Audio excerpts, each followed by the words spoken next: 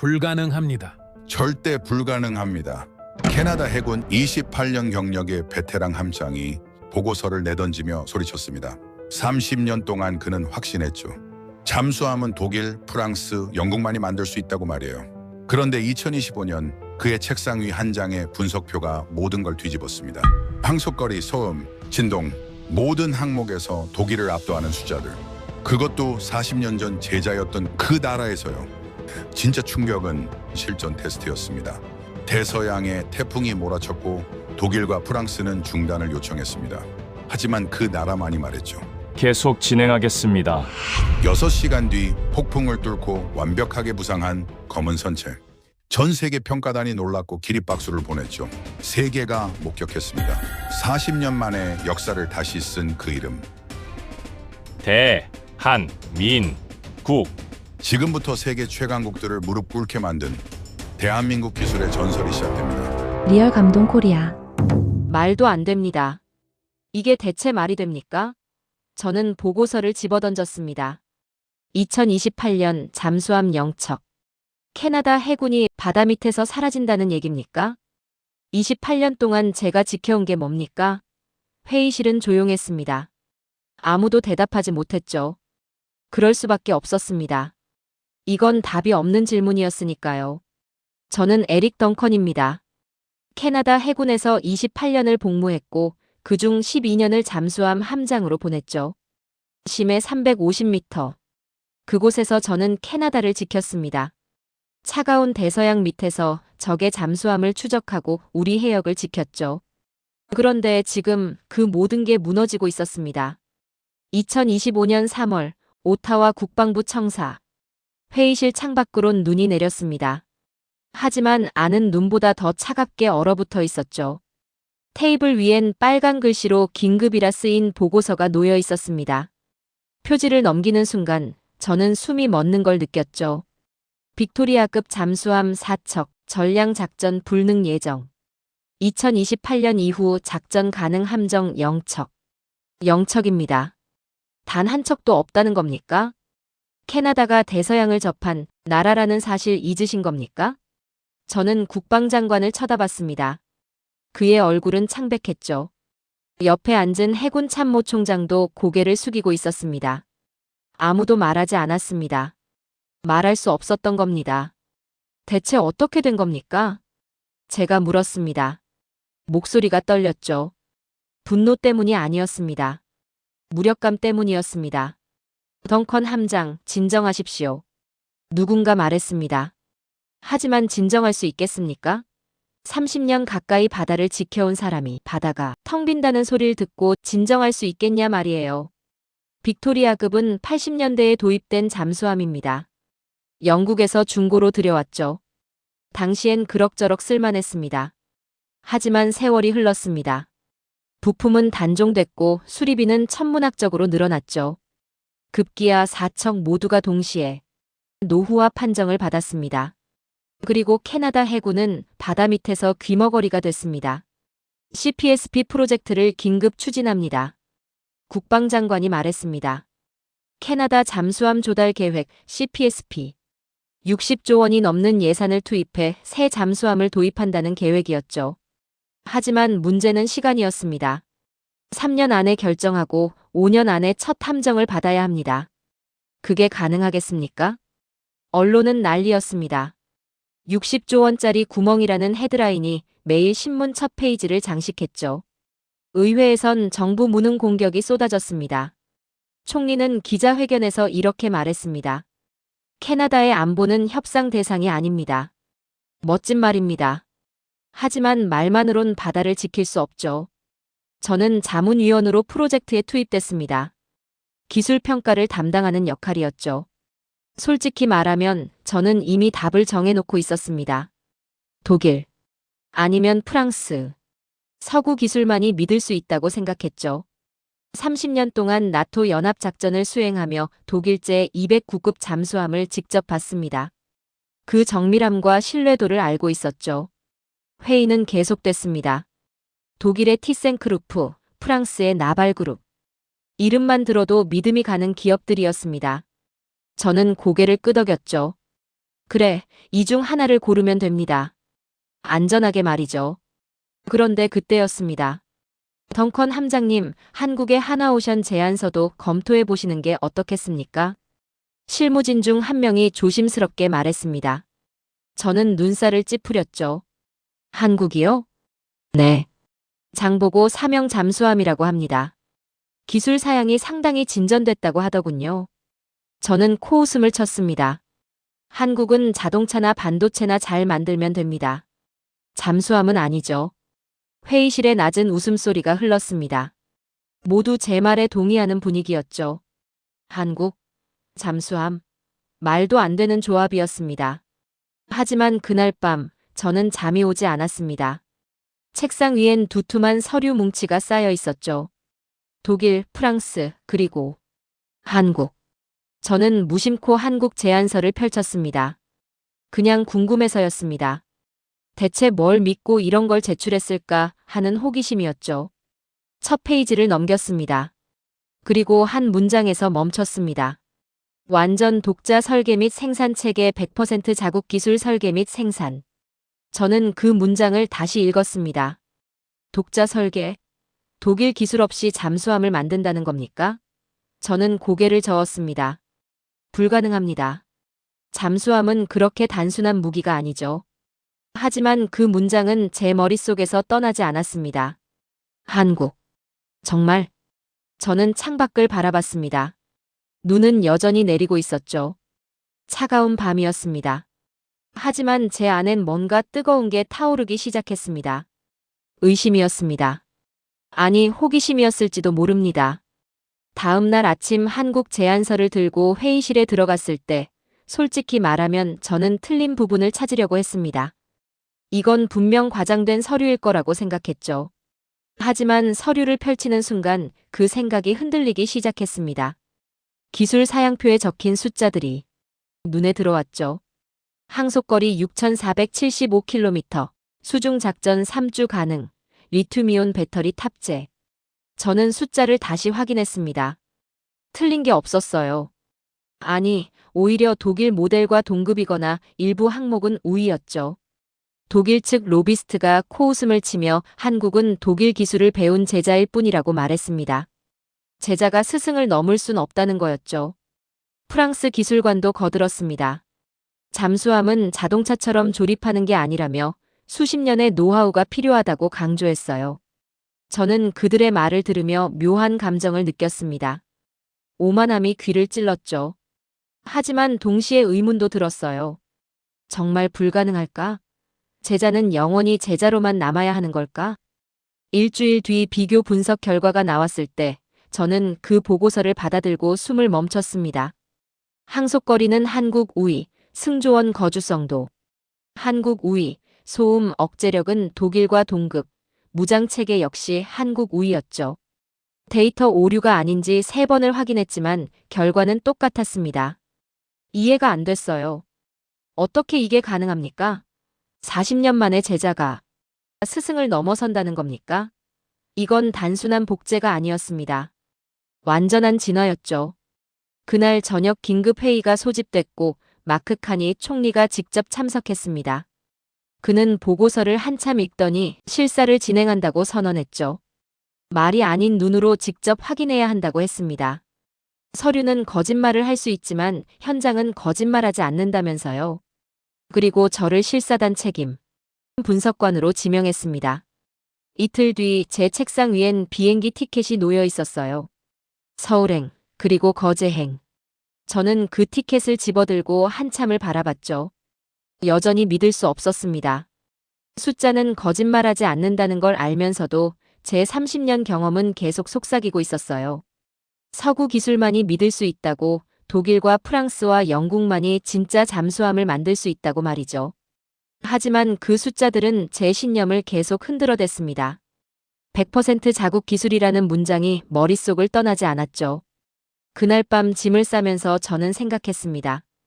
가서 확인하면 되는 거라고, 그들이 어디까지 배운 제자인지 직접 보면 된다고 말이에요. 비행기는 일주일 뒤 출발이었습니다. 그 일주일 동안 한국 제안서를 수십 번 읽었죠. 읽을수록 놀라웠어요. 그들은 독일 기술을 단순히 베낀 게 아니라 이해하고 발전시켜서 자기 것으로 만들어 놓았습니다. 하지만 제 가슴 한구석엔 여전히 의심이 자라나고 있었죠. 인천공항에 내린 순간 5월의 따뜻한 공기가 얼굴을 감쌌습니다. 공항을 빠져나오면서 느꼈죠. 이 나라는 멈추지 않고 움직이고 있다는 걸 말이에요. 사람들의 걸음이 빨랐고 도시의 호흡이 빨랐습니다. 하나오션 담당자가 마중을 나왔는데 정중했지만 눈빛엔 자신감이 넘쳤어요. 두려움 같은 건 찾아볼 수 없었죠. 거제까지는 헬기로 이동한다고 했습니다. 1시간 뒤 헬기 창밖으로 거제가 보이기 시작했을 때 저는 숨을 멈춰야 했습니다. 거대한 크레인들이 하늘을 찌르고 있었고 도크마다 강철 선체가 놓여 있었죠. 수백 명의 작업자들이 개미처럼 움직이고 있었는데 그건 혼란이 아니라 정교한 춤이었습니다. 각자의 자리에서 각자의 역할을 완벽히 수행하고 있었어요. 강철의 숲. 이건 단순한 공장이 아니라 살아 숨쉬는 생명체였습니다. 헬기가 착륙하자 헬멧을 쓴 한국 엔지니어 수십 명이 줄지어 서 있었죠. 그들의 눈빛은 날카로웠습니다. 저를 평가하고 있었어요. 제가 그들을 평가하러 왔듯이 말이죠. 하나오션 기술 총괄이 앞으로 나와 악수를 청했는데 그의 손엔 기름때가 묻어 있었습니다. 서류만 보는 사람이 아니라 현장에서 뛰는 사람이라는 걸 한눈에 알 수 있었죠. 그가 도크를 가리키며 장보고 사명 배치 2라고 소개했을 때 저는 천천히 고개를 돌렸습니다. 검은 강철 선체가 눈앞에 펼쳐졌어요. 길이 83m, 높이 20m가 넘는 거대한 물체가 도크에 누워 있었죠. 잠수함이었습니다. 하지만 제가 30년 동안 본 어떤 잠수함과도 달랐어요. 독일식 냉정함도 아니고 프랑스식 우아함도 아닌 뭔가 다른 생명력이 느껴졌습니다. 도크로 내려가 가까이서 보니 더 압도적이었죠. 용접 자국 하나하나가 정교했고 표면엔 흠집 하나 없었습니다. 해치를 통해 함 내부로 들어갔을 때 익숙한 풍경이 펼쳐졌어요. 좁은 통로, 복잡한 배관, 계기판들. 하지만 뭔가 달랐습니다. 더 깔끔하고 더 체계적이었죠. AIP 시스템을 확인했습니다. 비산소 추진 시스템으로 디젤 엔진 없이도 수중에서 3주를 버틸 수 있는 기술이죠. 리튬이온 배터리실도 봤는데 독일제보다 작았지만 효율은 훨씬 높아 보였습니다. 관제실로 이동했을 때 수십 개의 모니터가 실시간으로 잠수함 상태를 보여주고 있었어요. 시뮬레이션이 시작됐고 화면에 숫자들이 떴습니다. 진동 수치, 소음 레벨, 전력 소비량. 심도 350m에 도달했을 때 진동 수치가 나타났죠. 0.18%. 저는 귀를 의심했습니다.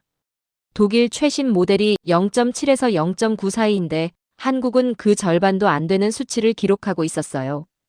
기술 총괄이 담담하게 설명했습니다. 10년 동안 이 숫자와 싸웠다고 했죠. 매일 밤 설계를 다시 그렸고 매일 아침 테스트했다고 수백 번 실패했지만 포기하지 않았다고 말했습니다. 그의 목소리는 떨리지 않았어요. 담담했지만 그 안에 뭔가 뜨거운 게 있었죠. 저는 실사단을 돌아봤습니다. 독일 로비스트도 프랑스 기술관도 캐나다 동료들도 모두 침묵하고 있었어요. 그날 바다는 우리를 침묵시켰습니다. 저녁에 숙소로 돌아와 일기를 쓰면서 손이 떨렸습니다. 30년 동안 믿어온 게 흔들리고 있었죠. 창밖으로 보이는 조선소는 밤인데도 불이 환했어요. 사람들은 여전히 일하고 있었습니다. 이 나라는 멈추지 않았죠. 바다 앞에서도 의심 앞에서도 말이에요. 저는 오늘 스승을 넘어선 제자의 모습을 봤습니다. 거제 조선소를 떠난 뒤 저는 호텔 방에서 데이터를 정리하고 있었습니다. 책상 위엔 수십 장의 보고서와 사진들이 펼쳐져 있었죠. 진동 수치, 소음 레벨, 항속거리, 배터리 효율. 모든 숫자가 한국의 우위를 말하고 있었어요. 결함이 없었습니다. 단 하나도 말이죠. 그날 밤 늦게 독일 대표단이 긴급 회의를 소집했습니다. 그들은 자료 조작 의혹을 제기했어요. 한국이 시뮬레이션 환경을 조작했을 가능성이 있다는 거였죠. 프랑스 측 로비스트도 거들었습니다. 테스트 환경이 제대로 통제되지 않았다고 주장했어요. 저는 그들의 말을 들으며 분노가 치밀었습니다. 하지만 동시에 스스로를 의심하기 시작했죠. 혹시 제가 현장에서 감정에 휘둘린 걸까? 그 압도적인 광경에 눈이 멀어서 객관성을 잃은 건 아닐까? 30년 경력의 함장이 엔지니어들의 눈빛에 속아 넘어간 건 아닐까? 다음 날 아침 저는 모든 데이터를 처음부터 다시 검증했습니다. 진동 수치를 3번 재계산했고 소음 레벨 그래프를 다시 그렸죠. 항속거리 계산식도 확인했습니다. 2시간, 3시간, 4시간이 지났어요. 하지만 결과는 똑같았습니다. 모든 수치가 동일하게 일치했죠. 자료 조작이 아니었습니다. 한국의 기술은 진짜였어요. 그제야 깨달았습니다. 제가 의심한 건 한국 기술이 아니라 제 자신이었다는 걸 말이죠. 30년 동안 믿어온 서구 기술의 우월함, 그 신념이 흔들리는 게 두려웠던 겁니다. 나흘째 되던 날 캐나다 국방부 실무진과 서구 기업 로비스트들의 비공식 회동이 있었습니다. 저는 초대받지 않았지만 우연히 그 장소를 지나가게 됐죠. 복도 끝 회의실에서 흘러나오는 목소리가 들렸습니다. 한국이 결선에 오르면 유럽 계약망이 무너집니다. 저는 걸음을 멈췄어요. 문틈으로 더 들렸죠. 이건 기술의 문제가 아니라 시장의 문제입니다. 한국의 문을 열어주는 순간 우리는 아시아 전체를 잃게 됩니다. 분노가 치밀었습니다. 이건 기술 평가가 아니라 정치 싸움이었어요. 아니, 이해관계 싸움이었죠. 그들은 한국 기술이 두려운 게 아니라 한국의 성공이 두려웠던 겁니다. 저는 그날 밤 결심했습니다. 객관적 보고서를 쓰기로 말이죠.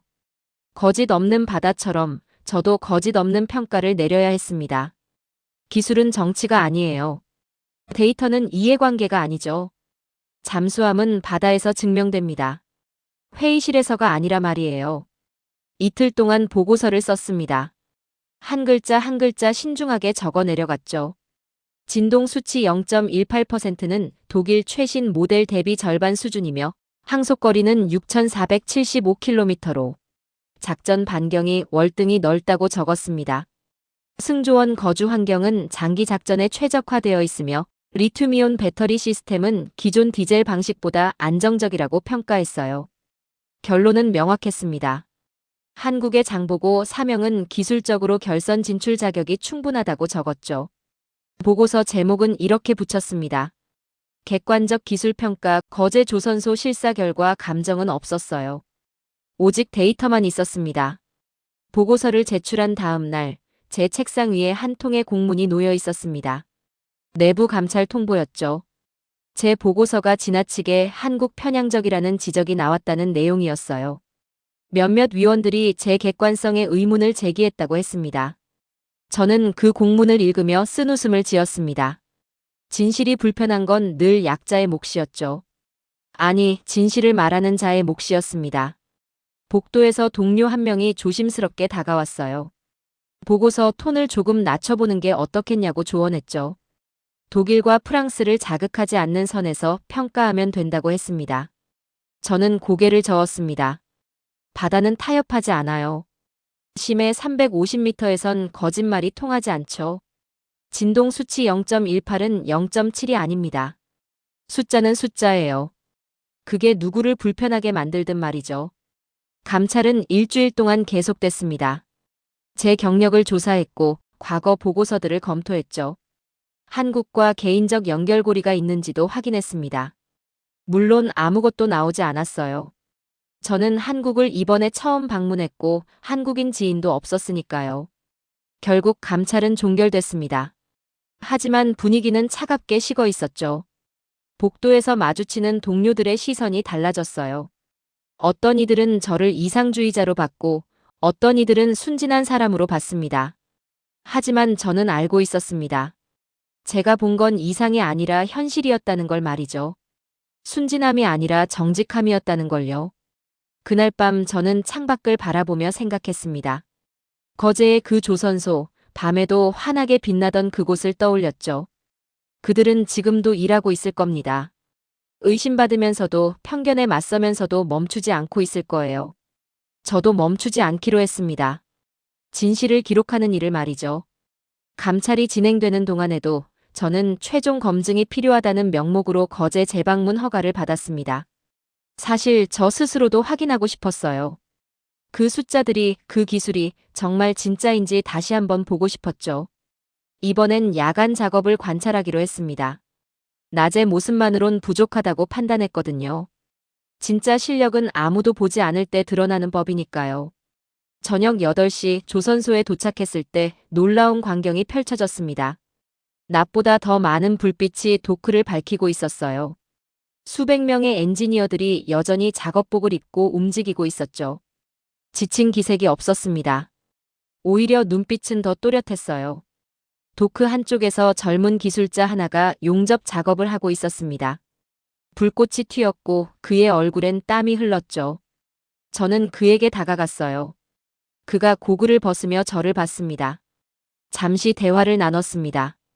그는 30 초반으로 보였는데 이 일을 시작한 지 8년째라고 했어요. 독일에서 유학하고 돌아와서 이곳에 합류했다고 했죠. 독일 기술을 배웠지만 그걸 넘어서는 법은 스스로 찾아야 했다고 말했습니다. 그의 말이 제 가슴을 쳤습니다. 배운 걸 넘어서는 법을 스스로 찾는다. 그게 제자가 스승을 넘는 방법이었던 겁니다. 조금 더 걸어가니 기술 총괄이 서 있었습니다. 그도 작업복을 입고 있었어요. 관리자가 아니라 현장 기술자처럼 말이죠. 그가 저를 보더니 조용히 미소 지었습니다. 우리는 도크 끝으로 걸어갔어요. 바다가 보이는 곳이었죠. 밤바다는 고요했지만 조선소는 살아 숨쉬고 있었습니다. 그가 바다를 바라보며 말했습니다. 장보고에 대해서요. 1200년 전 장보고는 바다를 지배했던 한국의 해상왕이었다고 했습니다. 당시 동아시아 해상 무역을 장악했던 인물이었죠. 하지만 세월이 흐르며 한국은 바다를 잊었다고 했어요. 육지만 바라보며 살았다고 했습니다. 그러다 20세기 말 다시 바다로 나가기 시작했다고 했죠. 배를 만들고 잠수함을 만들고 바다를 이해하려 노력했다고 했습니다. 장보고의 이름을 잠수함에 붙인 건 그 정신을 되살리기 위해서였다고 말했어요. 저는 그의 말을 들으며 깨달았습니다. 이들은 단순히 잠수함을 만드는 게 아니었어요. 1200년 전 잃어버린 바다를 되찾고 있었던 겁니다. 역사를 이어가고 있었던 거죠. 그가 물었습니다. 당신은 바다를 두려워하느냐고요? 저는 잠시 생각했습니다. 30년 동안 바다 밑에서 살았지만 두렵지 않았다면 거짓말이겠죠. 심해는 언제나 두렵습니다. 하지만 그 두려움을 이해하고 받아들일 때 비로소 바다와 함께할 수 있다고 대답했어요. 그가 고개를 끄덕였습니다. 한국도 그렇게 배웠다고 했죠. 바다를 정복하려 하지 않고 이해하려 했다고, 그게 독일과 다른 점이었다고 말했습니다. 저는 그날 밤 깨달았습니다. 한국 기술의 힘은 자본이 아니라 신념이었다는 걸요. 수치가 아니라 태도였다는 걸 말이죠. 그들은 바다를 두려워하지 않았습니다. 바다를 존중하고 이해하려 했어요. 작업장을 더 돌아보며 여러 엔지니어들을 만났습니다. 어떤 이는 20대였고 어떤 이는 50대였죠. 하지만 그들의 눈빛은 똑같았어요. 확신과 자부심으로 빛나고 있었습니다. 한 베테랑 기술자는 80년대 독일에서 처음 기술을 배울 때를 떠올렸습니다. 당시 독일 엔지니어들이 한국인들을 어떻게 대했는지 기억한다고 했어요. 제자 취급이었다고 했죠. 하지만 그게 오히려 동기부여가 됐다고 말했습니다. 언젠가 스승을 넘어서겠다는 결심을 했다고 했어요. 그리고 40년이 지난 지금 그 꿈을 이뤘다고 했습니다. 목소리가 떨렸죠. 감격이 묻어났어요. 저는 그날 밤 조선소를 떠나며 결심했습니다. 감찰을 무릅쓰고라도 캐나다 국방위원회에 직접 진술하겠다고요. 제가 본 건 기술이 아니라 한국과의 혼이었다고 말하겠다고 다짐했습니다. 숙소로 돌아오는 차 안에서 창밖을 바라봤습니다. 조선소의 불빛이 점점 멀어지고 있었죠. 하지만 제 가슴속엔 뭔가 뜨거운 게 타오르고 있었어요. 저는 이제 평가자가 아니었습니다. 목격자였죠. 아니, 증언자가 되기로 한 겁니다. 그날 밤 일기장 마지막 페이지에 이렇게 적었습니다. 기술은 결국 사람의 이야기다. 그리고 한국의 이야기는 바다보다 깊고 강철보다 단단하다. 손이 떨렸습니다. 하지만 확신은 흔들리지 않았어요. 저는 진실을 봤으니까요. 캐나다로 돌아온 지 2주가 지났을 때 최종 성능 테스트 일정이 잡혔습니다. CPSP 1차 공개 테스트였죠. 한국과 독일, 프랑스 모델이 동일 조건에서 해상 시험을 수행하는 거였어요. 저는 객관 평가단의 일원으로 현장에 배정됐습니다. 시험 장소는 캐나다 동부 해안이었습니다. 수심이 깊고 해류가 복잡한 곳이죠. 진짜 작전 환경과 가장 유사한 조건이었어요. 각국 대표단과 기술진, 그리고 캐나다 해군 관계자들이 모였습니다. 긴장감이 공기를 무겁게 짓눌렀죠. 독일 측은 자신만만했습니다.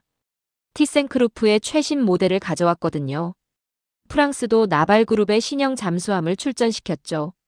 그리고 한국은 장보고 사명을 보냈습니다. 거제에서 봤던 바로 그 잠수함이었어요. 테스트는 오전 6시에 시작됐습니다. 날씨는 흐렸고 파도가 높았죠. 첫 번째 항목은 수중 진입과 심도 도달이었어요. 각 잠수함은 350m까지 잠수해야 했습니다. 그곳에서 30분간 정지 상태를 유지하고 진동과 소음을 측정하는 거였죠. 독일 잠수함이 먼저 들어갔습니다. 관제실 모니터로 실시간 데이터가 전송됐어요. 심도 100m, 200m, 300m, 그리고 350m. 도달 완료. 진동 수치가 화면에 떴습니다. 0.9%. 나쁘지 않은 수치였어요. 프랑스 잠수함이 이어서 들어갔습니다. 역시 350m까지 안정적으로 도달했죠. 진동 수치는 0.7%. 독일보다 약간 나았습니다. 프랑스 대표단이 만족스러운 표정을 지었어요. 그리고 한국 차례가 왔습니다.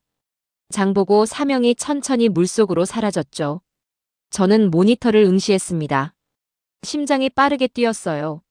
거제에서 봤던 그 숫자가 여기서도 나올까? 실제 바다에서도 증명될 수 있을까?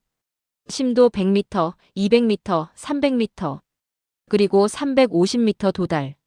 진동 수치가 화면에 나타났습니다. 0.18%. 관제실이 조용해졌습니다.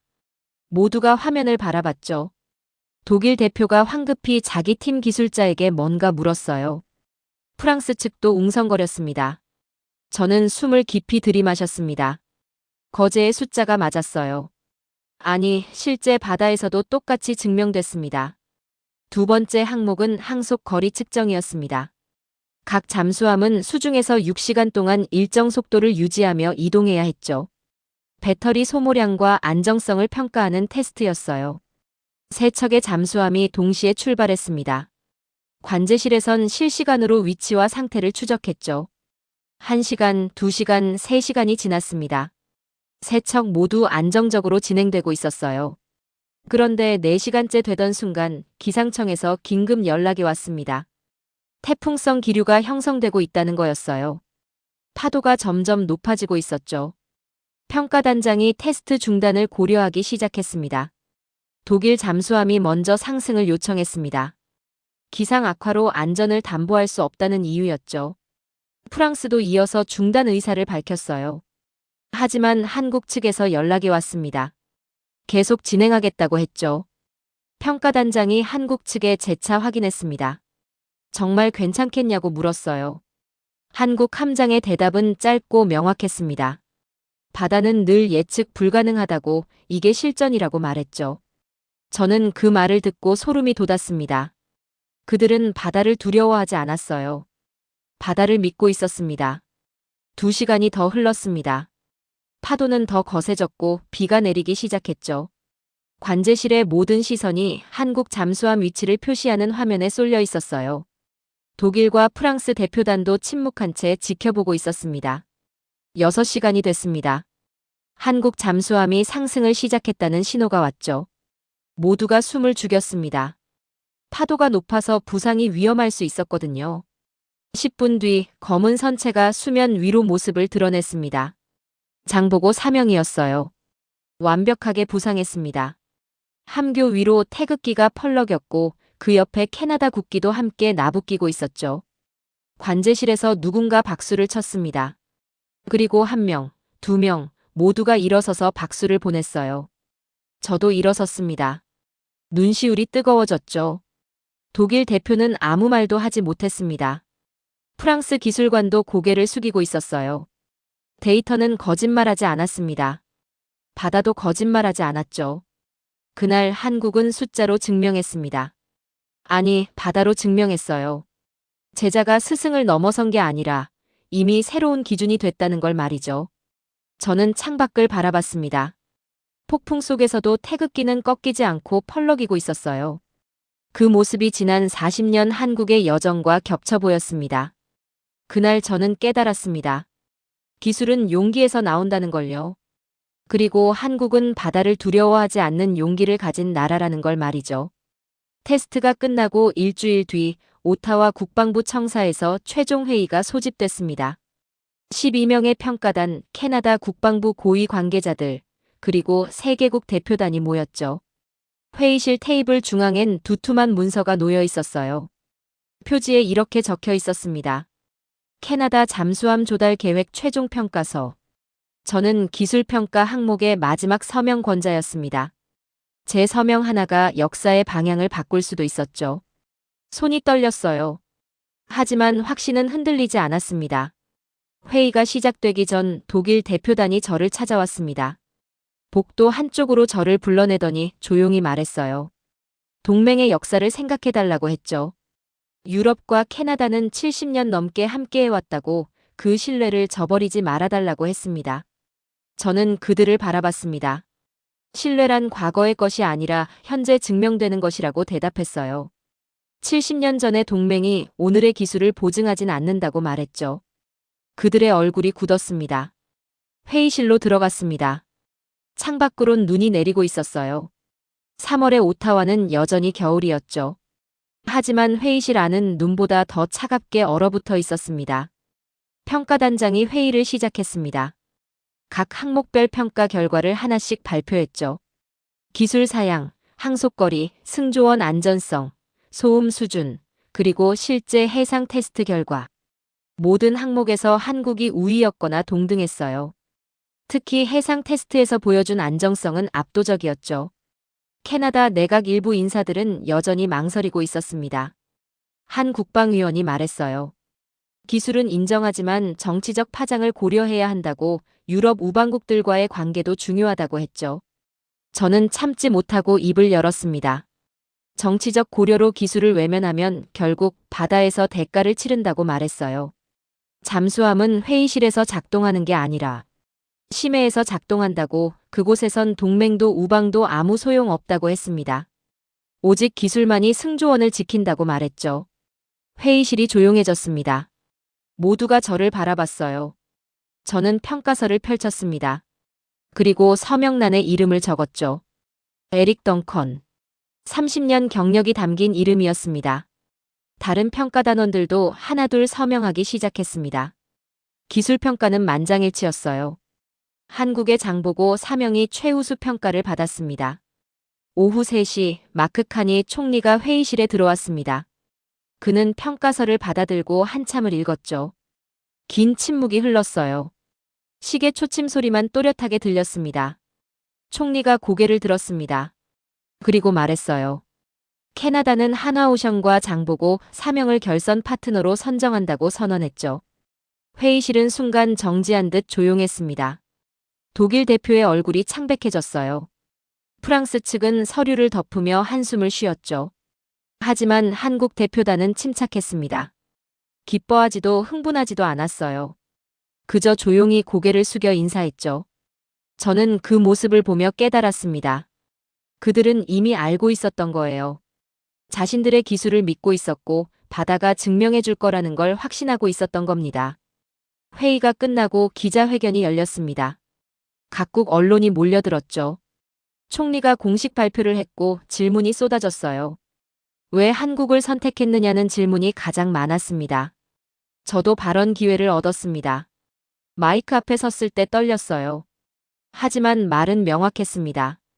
이건 단지 계약이 아니라고 했습니다. 기술을 대하는 태도에 대한 선택이라고 말했어요.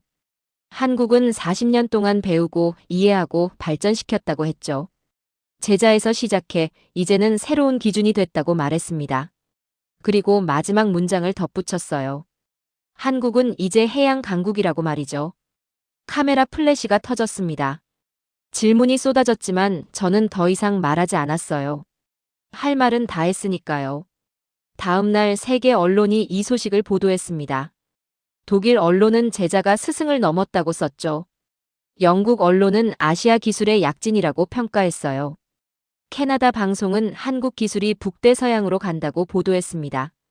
한국에선 거제 조선소 엔지니어들이 서로 껴안고 울었다는 소식이 들려왔어요. 40년의 노력이 결실을 맺은 순간이었죠. 저는 그날 밤 혼자 조용히 술 한 잔을 기울였습니다. 창밖으론 여전히 눈이 내리고 있었어요. 하지만 제 가슴 속엔 뜨거운 게 타오르고 있었죠. 바다는 오늘 제자를 선택했습니다. 아니, 바다는 진실을 선택했어요. 그리고 그 진실의 이름은 한국이었습니다. 책상 위엔 제가 서명한 평가서 4본이 놓여 있었습니다. 저는 그 서명을 한참 바라봤어요. 30년 경력 중 가장 의미 있는 서명이었죠. 역사는 그렇게 조용히 바뀌었습니다. 회의실에서 서명 하나로 말이에요. 하지만 그 서명 뒤엔 수천 명의 땀과 40년의 인내와 바다를 향한 믿음이 있었습니다. 결선 발표 이후 세계가 움직이기 시작했습니다. 영국과 호주에서 협력 제안이 들어왔고 인도네시아와 필리핀에서도 연락이 왔죠. 나토 내부에서도 한국형 기술 협약을 논의하기 시작했어요. 한국은 더 이상 부품을 수입하는 나라가 아니라 기준을 만드는 나라가 됐습니다. 석 달 뒤 저는 다시 한국으로 향했습니다. 이번엔 평가단이 아니라 기술 자문으로 초청받았어요. 캐나다와 한국의 공동 프로젝트 첫 회의에 참석하는 거였죠. 거제 조선소에 도착했을 때 새로운 도크가 만들어지고 있었습니다. 입구 간판엔 이렇게 써 있었어요. 프로젝트 장보고 사명 배치 투 캐나다 에디션. 태극기와 캐나다 국기가 나란히 펄럭이고 있었죠. 저는 그 깃발들 아래 서서 한참을 바라봤습니다. 석 달 전만 해도 상상할 수 없었던 광경이었어요. 조선소 벽면엔 오래된 사진이 걸려 있었습니다. 80년대 흑백 사진이었죠. 젊은 한국 엔지니어들이 독일 기술 문서를 공부하고 있는 모습이었어요.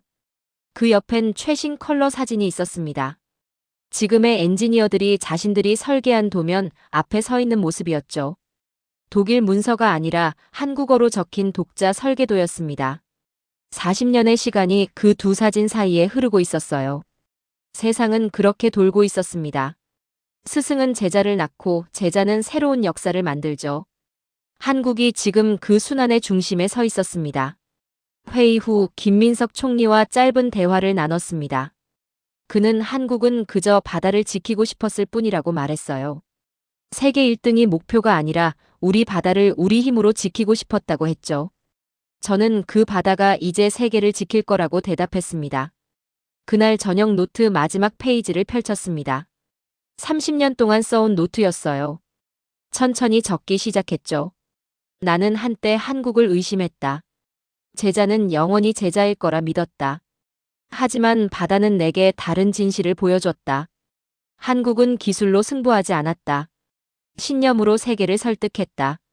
바다의 시험은 끝났고 역사는 새로운 챕터를 썼다. 펜을 멈추고 창밖을 바라봤습니다. 조선소의 불빛이 밤하늘을 밝히고 있었어요. 저 불빛 하나하나가 누군가의 땀이고 꿈이고 인생이었죠. 다시 적었습니다. 나는 이제 안다. 강한 나라는 무기를 잘 만드는 나라가 아니라 믿음을 잃지 않는 나라다. 그리고 그 나라의 이름은 대한민국이다. 30년 동안 써온 노트가 이렇게 끝났습니다. 하지만 이건 끝이 아니라 시작이었죠. 한국의 시작이었고 새로운 해양시대의 시작이었습니다. 제가 이 일을 시작했을 때 기술을 평가하러 왔다고 생각했어요.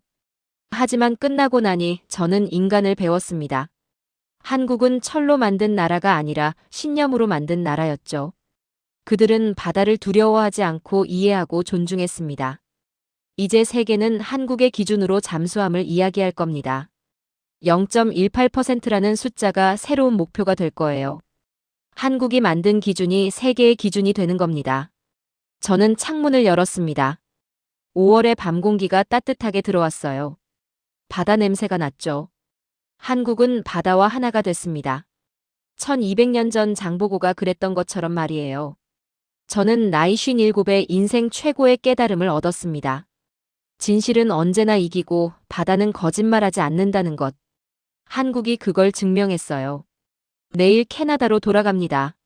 하지만 제 가슴 속엔 한국이 남아있을 겁니다. 거제의 불빛들이 엔지니어들의 눈빛이 바다를 향한 신념이 말이죠.